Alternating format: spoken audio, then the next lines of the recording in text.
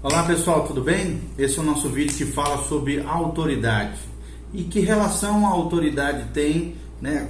Qual é a relação entre a Bíblia e a questão da autoridade?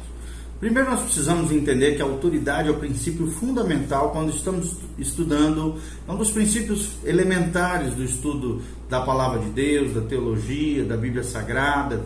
Então presume-se que todos os que atuam dentro desse conceito mais amplo, né, da teologia cristã, reconhecem a autoridade de Deus nas Escrituras como norma suprema, obviamente, para a verdade. No entanto, né, a maneira como a autoridade de Deus é entendida e expressa varia, obviamente, consideravelmente no meio cristão, tá bom? Em primeiro lugar, a autoridade dentro do liberalismo. Ou seja, dentro do liberalismo, a subjetividade é a principal característica desse movimento chamado liberalismo. Embora o enfoque dessa subjetividade varie de uma pessoa para outra. Por isso, alguém pode dizer assim, por exemplo, a palavra de Deus inclui qualquer ato de Deus pelo qual a comunicação ocorre entre Deus e o homem. Essa comunicação é feita por meio da razão, dizem eles, dos sentimentos ou então da consciência humana. Ou seja, quando nós estamos falando de razão, o que nós estamos tentando falar sobre isso? Primeiro, a razão sempre ocupou espaço predominante no pensamento liberal, que é essa forma de pensamento com relação à questão da autoridade de Deus. Obviamente, é na esfera da razão, ou seja, da mente, que os conceitos são formados e nela estão as bases da comunicação interpessoal. A razão, então, para eles, é um canal necessário para dar e receber a verdade. E o evangélico reconhece isso. Mas o liberalismo, que é uma corrente muito perigosa dentro da teologia, esse liberalismo recentemente estabeleceu a razão humana como único e supremo juiz da verdade e muitas vezes como o criador da própria verdade. Então a razão tornou-se autônoma dentro desse movimento, não estando sujeita a uma autoridade maior ou exterior, como por exemplo Deus, mas também é severamente limitada por sua finitude e falibilidade, ok? Qual é o lugar dos sentimentos dentro do liberalismo teológico? O que é uma corrente perigosíssima. Como uma reação, né, a esse racionalismo, Schleiermacher, um teólogo alemão de 1768 a 1834, desenvolveu a sua teologia dos sentimentos, enfatizando então a análise das experiências religiosas e baseou também a religião nos sentimentos ou na consciência. Dizia que o cristianismo é uma religião do sentimento. Então, desse modo, a sua teologia transformou-se em antropologia e psicologia, e não cristianismo. Por isso, Karl Barth, um outro teólogo, considerou Schleiermacher o ápice do liberalismo religioso. Ok? Terceira questão, a questão da consciência. Como é que o liberal age, pensa sobre a consciência? Então, essa forma de liberalismo teológico enfatiza a consciência como a base da autoridade. Nosso conhecimento é limitado e não podemos confiar nele, dizem eles. Por isso, os instintos morais básicos da alma humana passam a ser a base da autoridade. Um desses teólogos foi, na verdade, filósofo Immanuel Kant, de 1724 a 1804. Ele encabeçou esse modo de pensar. Uma vez mais, então, a teologia passou a ser apenas antropologia e não um estudo acerca de Deus. Em todas as formas, de liberalismo, de uma maneira ou de outra, a natureza humana é a fonte da verdadeira religiosidade, o que é um erro. E a Bíblia, então, é encarada como um produto apenas da razão humana e não de inspiração divina, que contém ideias a respeito de Deus, do próprio ser humano e do mundo, o que é um erro aqui.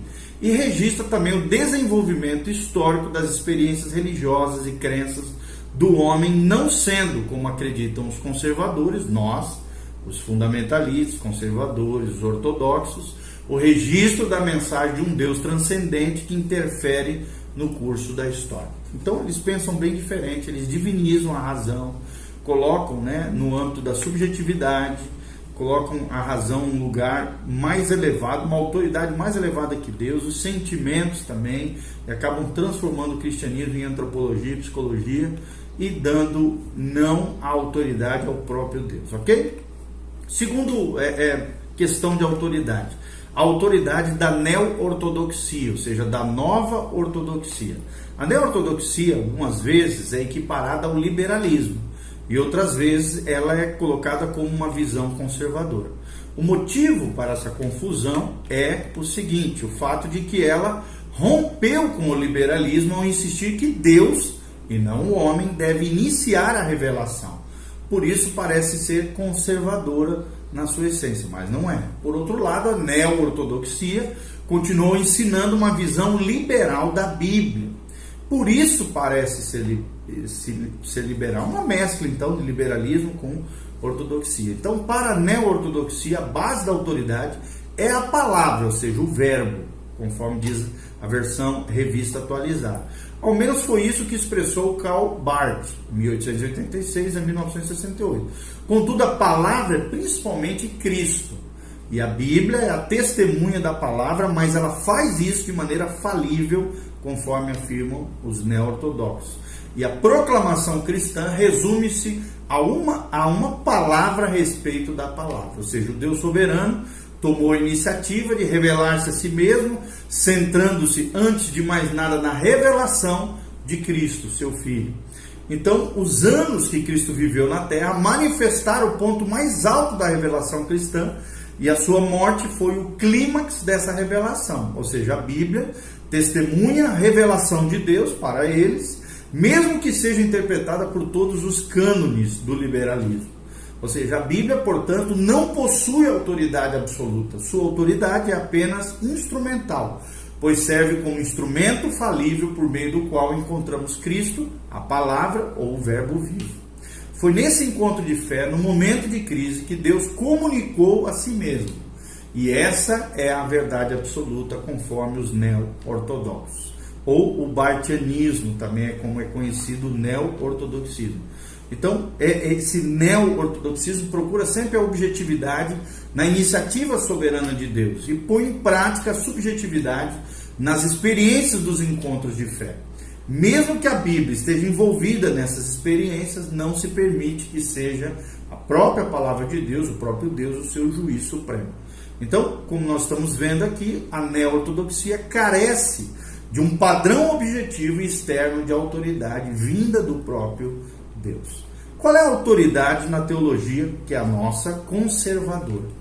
Ou seja, na teologia conservadora, a base da autoridade é objetiva e externa ao homem, ou seja, não está no homem, mas vem de fora do homem, tá? E aí nós vemos duas correntes principais: o catolicismo conservador, ou seja, no catolicismo romano, a autoridade final é atribuída à própria igreja para estabelecer a verdade. A Bíblia, para eles, deve ser usada, mas precisa ser interpretada pela igreja e seus sacerdotes. Além disso, as tradições da igreja são, juntamente com as escrituras, fonte da revelação divina. Ou seja, os concílios ecumênicos e os papas, de tempos em tempos, fazem pronunciamentos considerados infalíveis e, portanto, cabe aos membros da igreja a obrigação de cumpri-los. A igreja ortodoxa é similar, pois também coloca sua autoridade na tradição, na própria igreja e também na Bíblia, né? Divide essa autoridade nessas três esferas. Apesar de os evangélicos, né, rejeitarem a tradição como fonte de autoridade, é claro, deveríamos reconhecer que a autoridade do catolicismo não recai sobre o homem, como ensina o liberalismo. E como é que os protestantes conservadores pensam acerca disso? Ou seja, a palavra conservador exclui as bases da autoridade humana e subjetiva que tem no liberalismo, no neo-ortodoxismo e nas demais correntes que nós já falamos.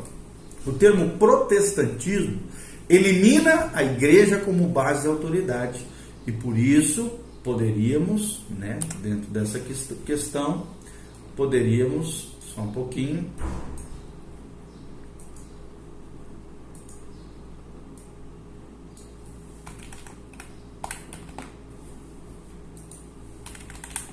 poderíamos dizer que esse é o ramo do cristianismo que limita o escopo da autoridade religiosa à Bíblia. Ou seja, as escrituras contêm a revelação subjetiva de Deus e, portanto, As Escrituras, a Bíblia Sagrada, são a base da autoridade do protestantismo conservador, que é a nossa opinião, é o nosso posicionamento teológico. Então devemos ressaltar que o entendimento dessa revelação de Deus através da Bíblia envolve, claro, um processo racional de uma mente redimida, iluminada, de um compromisso de fé nas questões não reveladas ou não entendidas, e também uma dependência do ministério de ensino que o Espírito Santo tem, e também uma consciência clara diante de Deus e algum conhecimento das lições ensinadas pela história humana aqui. Então, de forma prática, algumas vezes, mesmo que não o façam na teoria, os conservadores realmente chegam a negar que a Bíblia é a única base de autoridade. Infelizmente, alguns acabam caindo nesse erro teológico, tá? Mas na prática, algumas tradições e denominações dão a seus credos uma autoridade equiparada também à Bíblia, o que é um erro. Ou seja, os credos podem fornecer declarações úteis a respeito da verdade, mas jamais podem ser juízes autorizados da verdade. Ou seja, as declarações dos credos devem sempre ser consideradas falíveis, porque foram escritas por homens, com possibilidade de precisar, às vezes, de tempos em tempos, de revisão periódica, e constantemente submissas à autoridade da palavra de Deus. E na prática, alguns grupos atribuem à tradição e a seus ritos a autoridade equiparada também à Bíblia Sagrada, o que é um erro. Ou seja, a igreja recebeu um mandamento divino para estabelecer diretrizes aos seus membros. Nós vemos isso em Hebreus 13, de 7 a 17. Mas também seus membros, seus líderes são falíveis e precisam de revisão periódica e sempre devem estar submissos a uma autoridade externa superior, que é as Escrituras Sagradas, ok? E na prática, alguns conservadores também fazem da experiência religiosa a sua autoridade, ou seja, dão valor tanto à experiência quanto à autoridade da palavra de Deus. E essas experiências sadias são fruto da fidelidade à autoridade bíblica. Mas todas as experiências devem ser guiadas, governadas, controladas e filtradas pela palavra de Deus. Ou seja, tornar uma experiência normativa, doutrinária e fonte de autoridade é cometer o mesmo erro do liberalismo, da neo-ortodoxia e também da Igreja Católica, da ortodoxia católica, substituindo um critério objetivo, que é a palavra de Deus, pelo existencialismo subjetivo. Então, nós falamos um pouquinho sobre isso, esperamos de alguma maneira que você tenha entendimento sobre a questão da autoridade, de como nós, cristãos, protestantes, ortodoxos, vemos a questão da autoridade, ok? Que Deus abençoe a sua vida, que a graça de Deus venha sobre você. São temas aqui, conceitos teológicos, talvez alguns não ficaram muito claros, mas de alguma maneira esperamos ter abençoado você.